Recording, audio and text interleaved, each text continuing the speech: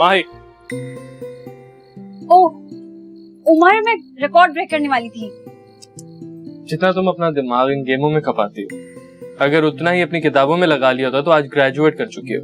हाँ हाँ, अब तो आप यही कहेंगे। यहाँ बैठी क्या कर रही हो? तुम्हारा इंतजार।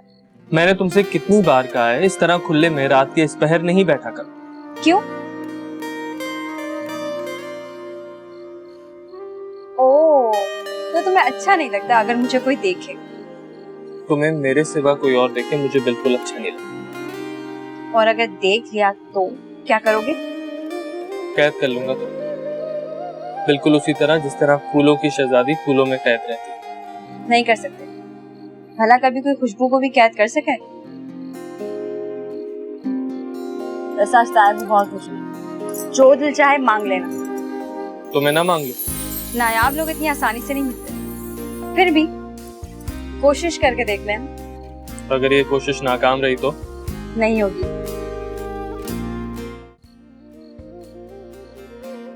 ठीक है।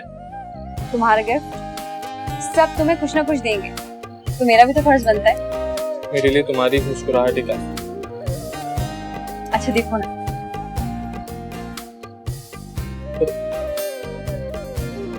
माही, ये तो बहुत एक्सपेंसिव घड़ी है। कीमती लोगों को कीमती चीजें ही दी जाती है। पहन कर दिखाओ। तुम्हारे पास इतने पैसे कहाँ से आए? अरे तुम्हें इससे मतलब? पहन के दिखाओ ना कैसी। अब तुम हमेशा ये घड़ी पहनोगे और यूं समझना कि मैं हर पल तुम्हारे साथ हूं। मुझे तुम्हारे साथ रहने के लिए इस घड़ी की जरूरत है, मगर I love it. Thank you. अरे कहाँ जा रहे हो? वालिद साहब से मिल। चलोगी?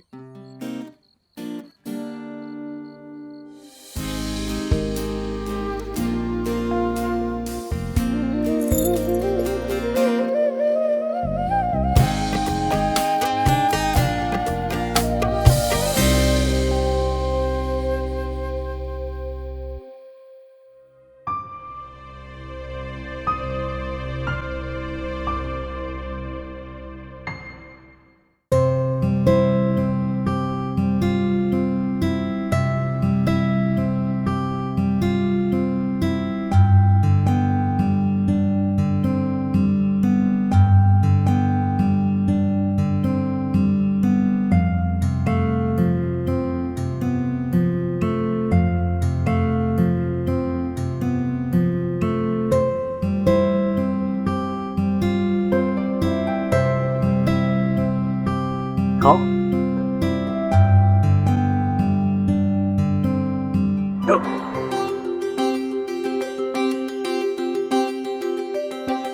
कुछ नहीं, यूं ही। इसने मिर्च खा ली है। लो पानी पी लो।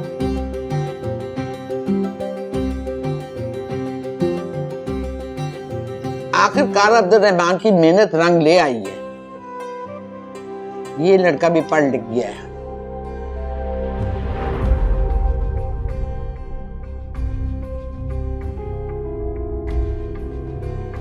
ये सब मेरी माँ की दुआओं का नतीजा और कुछ भी नहीं।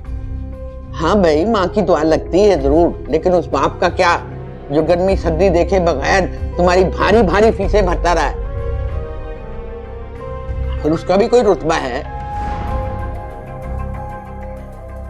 ठीक कहा आपने। अब्बू का एहसान तो मैं भूल ही नहीं सकता। अरे बेटा जी, आज की औलादें कहाँ याद रखती हैं? उनको तो लगता है कि बस वालिदैन का फर्ज था, उन्होंने सिर्फ फर्ज पूरा किया है। तो ये उनका फर्ज नहीं था चाचू। आफ्टर ऑल इन्होंने औलादें पैदा की हैं, खर्चा तो उठाना पड़ेगा ना। आई मीन तुम तो चुप ही करो ज़ैद। ताइबू आप बताइए, आपने उमर के लिए क्या गिफ्ट लिया? भाई पैसे दे दूंगा, जो दिल चाहे ले ले। इसका मतलब है कोई बड़ा गिफ्ट नहीं है। हाँ, बड़ा गिफ्ट ट्रक ले दें। आप तो कह रहे थे कि वो फ्लैट। तुम अब जॉब्स के लिए अप्लाई करना शुरू कर दो। आजकल अच्छी जॉब्स मिलना इतना आसान भी नहीं है। भाई को जॉब की क्या जरूरत है? आप दोनों के साथ फैक्ट्री संभालेगा। अबू आप रिटायरमेंट ले लेंगे, आपके बेटे जवान हो चुके हैं। तुम कोई काम करके दिखाओ, मैं रिटायर हो जाता हूँ। अगर फैक्ट्री संभालनी थी तो वो तो हम बगैर डिग्री के भी संभाले फिर रहे हैं। क्या जरूरत थी भाई साहब कितने पैसे को बर्बाद करने की। अब डिग्री ले ही ली है तो जाओ जाकर कोई ढंग की जॉब करो। जॉब भी कर लेगा जब्बार भाई, अभी तो फारिग हुआ है, कुछ दिन आराम तो कर ले। लड़कों को फारिग रहने भी चाहिए। ये बैठे बैठे फारिग ना इनका दिमाग खराब हो जाता है और फिर ये खाने पे लग जाते हैं, और जब खाना खाना शुरू करते हैं तो फिर काम नहीं होता। आप ठीक कह रही हैं दादा, मैं कल ही जॉब की तलाश शुरू कर देता हूँ। एक तो तुम्हें बहुत जल्दी गुस्सा आ जाता, हम सब तुम्हारी भलाई के लिए कह रहे हैं। आपने ठीक कहा, लेकिन अब मैं अपना अच्छा बुरा सोचने के काबिल हो गया हूँ। आप लोग प्लीज मेरी फिक्र करना छोड़ दें। ये क्या तरीका है? ये लड़का गुस्से में बात को कहां से कहां ले जाता है। आसमा, मैं तुम्हें कह रही हूँ ये लड़का बहुत बिगड़ता जा रहा है। बड़े छोटों की तो इसको लिहाज ही नहीं है। अम्मा जी, ये आज की बात नहीं, शुरू से ही ऐसा था और मेरी तो हर बात का उल्टा ही मतलब लेता है, जैसे मैं उसका दुश्मन हूं। अपना समझे तब ना। क्या ही अच्छा होता कि हम भाई की खुशी को सेलिब्रेट कर रहे होते, ना कि ये जॉब फैक्ट्री, ये तो बाद में डिस्कस कर सकते हैं। तो क्या मैंने इसको गोली मार दी है, या मैं फैक्ट्री उठा के अपने घर लेके जाऊंगा? मेरा कौन सा बेटा है जिसके लिए मैं इतनी लालच करूं? जब्बार, हौसले से काम लो, तुम भी एकदम हाइपर हो जाते हो। आप देख रहे हैं ये जैद भी उम्र के नक्शे कदम पर चलने लगा है। वाह आसमा भाभी वाह, क्या तरबियत की है आपने औलाद की। जब्बार भाई आप इतना गुस्सा मत करें। जैद, तुम्हें शर्म आनी चाहिए, इस तरह बात करते हैं चाचू से। जैद से क्यों कह रही हो? उसको कहो जो चाचू के मुंह पे जूता मार के गया है, ये तो बस इसकी नकल करता है। अम्मा जी, उसने ऐसा क्या कह दिया? तुम्हारी यही शायद जो बच्चों को बर्बाद कर रही है। मैं तो बस ये... आसमा, किस बात पे बहस कर रही हो तुम अम्मा जी से?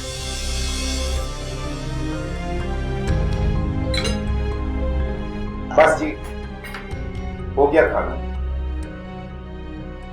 इसी बेइज्जती के लिए हमें जमा किया था। जब भी खानदान इकट्ठा होता है ना, नहुसत ही छा जाती है। नहुसत फैलाने में तो हमारी फैमिली चैंपियन है।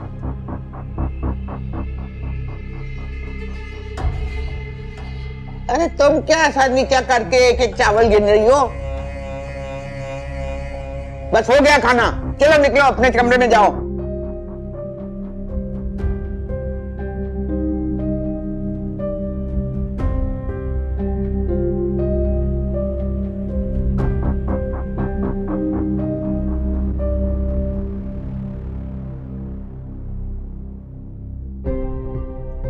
अजीब है, जब सारा खाना खा लिया तो उठ के चले गए, पहले चले जाते। चुप कर जाओ जैद, जाओ अपने कमरे में। आप क्यों टेंशन ले रही हैं? ये तो मामूल की बात है।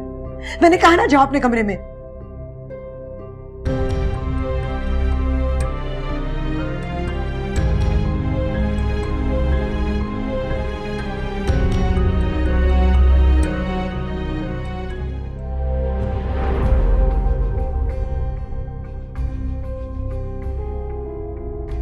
लो, अभी तक आतिश फिशा बने हुए हो।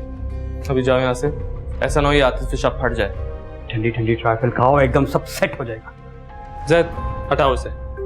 तुम ना वैसे काफी नाशुक्र हो, अम्मी ने स्पेशली सिर्फ तुम्हारे लिए बनाई है, बाकी सब तो खत्म हो गया। वैसे हमारे घर वाले बड़े अक्लमंद हैं, झगड़ा तब शुरू करते हैं जब सब खाना खत्म हो जाता है। तुम ये कह सकते हो क्योंकि ये सब तुम्हारे साथ नहीं हुआ है। तुम्हें क्या बताऊं मेरे भाई, मेरे साथ क्या क्या होता है, लेकिन मैं तुम्हारी तरह बेवकूफ नहीं हूँ। हाँ, मकौल माही थोड़ा सा ढीठ हूँ, थोड़ा सा मीसना भी हूँ, लेकिन ऐसी बातों को एक कान से सुनता हूँ दूसरे कान से निकालता हूँ। अल्लाह ने दो कान दिए कि तुम्हारी तरह नहीं, बात सुनी गुब्बारे की तरफ ठा। चाचू चाहते ही नहीं कि मैं फैक्ट्री जाऊं। मुझे भी यही लगा, क्योंकि जॉब की बात चाचू ने शुरू की थी, अब्बू ने नहीं। मेरे साथ हमेशा ही ऐसा होता है, मेरी हर खुशी को ये लोग मिलके गारत कर देते हैं। क्यों? क्यों? क्योंकि मुझे कोई पसंद ही नहीं करता। हाँ, सुबह उठ के तो मेरा तो वो माथा चूमते हैं ना, वो सबसे ऐसी बातें करते हैं। वो नहीं चाहते ना कि मैं फैक्ट्री जाऊं। तो अब सुन लो, मैं जॉब नहीं करूंगा और फैक्ट्री ही जाऊंगा। मेरे बाप की फैक्ट्री है, देखता हूं मुझे कौन रोकता है। ये हुई ना बात। तुम्हारे अब्बू के जो भी टर्म्स हो, कोई तीसरे की वजह से कुछ नहीं होना चाहिए।